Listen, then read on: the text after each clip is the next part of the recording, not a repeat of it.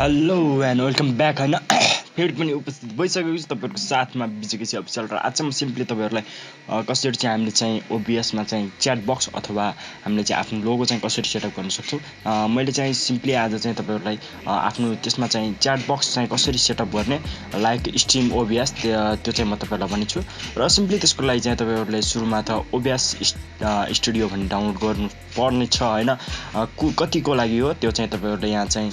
गएर चाहिँ माई कम्प्युटरमा जानु होला र त्यहाँ चाहिँ गएर तपाईहरुले आफ्नो प्रपर्टी चेक गर्नु त्यसको चाहिँ प्रपर्टीज कति रहेको छ हैन प्रपर्टी चेक गर्नु होला प्रपर्टी चाहिँ कति 62 रहेको छ भने 64 रहेको छ भने 64 बिटको चाहिँ डाउनलोड गर्नु होला र 62 रहेको छ भने 62 को डाउनलोड गर्नु होला र सिम्पली डाउनलोड गरिसकेपछि चाहिँ तपाईहरुले चाहिँ यहाँ चाहिँ स्ट्रिम OBS भनेर चाहिँ यसको साइट खोल्नु होला र सिम्पली साइट खोलिसकेपछि चाहिँ तपाईहरुले के गर्नुपर्ने छ त्यो चाहिँ तपाईहरुलाई म बताउने छु र सिम्पली त्यसपछि चाहिँ खोलिसकेपछि चाहिँ तपाईहरुले यहाँ चाहिँ आफ्नो आइडी चाहिँ लगइन गर्नु होला YouTube आइडीबाट तपाईहरु चलाउँदै हुनुहुन्छ भने YouTube आइडी लगइन गर्नु होला र गरिसकेपछि चाहिँ त्यसपछि चाहिँ सिम्पली सेटअप तपाईहरु कसरी गर्ने त्यो चाहिँ तपाईहरुले फुल भिडियो हेर्नु होला र यहाँ चाहिँ एलो गरिदिनुस् र त्यसपछि चाहिँ सिम्पली यहाँ जहाँ गइसकेपछि तपाईहरुले यहाँ प्रोसेस देख्न सक्नुहुन्छ यहाँ चाहिँ गर्टिन भनेको छ र तपाईहरुले यहाँ चाहिँ के सेटअप गर्दै हुन्छ त्यसको चाहिँ तपाईहरुले गर्नु पर्ने छ यहाँ चाहिँ हामीले चाहिँ च्याट बक्स सेटअप गर्छौं सो तपाईहरुले चाहिँ यहाँ चाहिँ च्याट बक्स अप्सन देख्न सक्नुहुन्छ च्याट बक्समा क्लिक गर्नुस् र त्यसपछि सिम्पली यसलाई कट्टा गरेर हटाइदिनु होला र त्यसपछि चाहिँ यहाँ तपाईहरुले च्याट बक्स देख्न सक्नुहुन्छ यहाँ चाहिँ विभिन्न च्याट बक्स आएको हुन्छ र यहाँ चाहिँ यो चाहिँ सुरुमा चाहिँ इनेबल हुने गर्छ हैन र यस्तो भयो भने चाहिँ तपाईहरुले सिम्पली यस्तो टाइपको मात्र च्याट बक्स पाउन सक्नुहुन्छ यो चाहिँ जुन ब्याकग्राउन्ड बाहिर उता देखाइरहेको छ त्यो चाहिँ तपाईहरु पाउन सक्नुहुन्छ र सिम्पली तपाईहरुले त्यस्तो नपाएर चाहिँ अर्को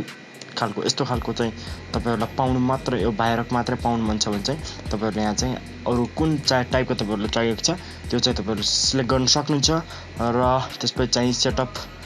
सेभ गर्नु होला त्यसपछि चाहिँ त्यो गरिसकेपछि चाहिँ तपाईहरुले यहाँ चाहिँ लिंकलाई कपी गर्नुस् र त्यसपछि ब्याक गर्नु होला र OBS चाहिँ खोल्नुस् र यसभित्र चाहिँ तपाईहरुले आफ्नो चाहिँ अब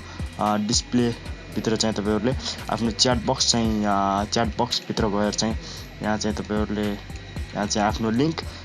जुन कपी गर्नुभएको थियो त्यसलाई चाहिँ पेस्ट गरिदिनु होला र ओके गरिदिनुस् त्यसपछि चाहिँ तपाईहरुले यदि लाइभ स्ट्रिम गर्नुभयो भने चाहिँ यसमा चाहिँ तपाईहरुको त्यसको अप्सन चाहिँ आउने छ र साथीहरु आजलाई यति नै कस्तो लाग्यो ट्युटोरियल भिडियो र अब म बिस्तारै यसको ट्युटोरियल चाहिँ सबै बनाउने छु लेआउट कसरी राख्ने र लेआउट पनि कसरी बनाउने त्यो पनि म तपाईहरुलाई भन्ने छु हैन र सब्स्क्राइब यो चाहिँ कसरी लोगो चाहिँ कसरी राख्ने त्यो फ्ल्यागहरु कसरी राख्ने त्यो चाहिँ एउटै भिडियोमा लोगो र फ्ल्याग चाहिँ राख्ने चाहिँ तपाईहरुलाई मैले एउटै भिडियोमा सिकाउँछु र साथीहरु keep watching keep sharing bye bye जय नेपाल बी सेफ एउटा कुरा भन्न चाहन्थे म तिमीलाई माया धेरै धेरै गर्छु त भन्दिन अहिलेलाई हेर चिठी पत्रमा लेखे सजिलो चाहिँ हुन्न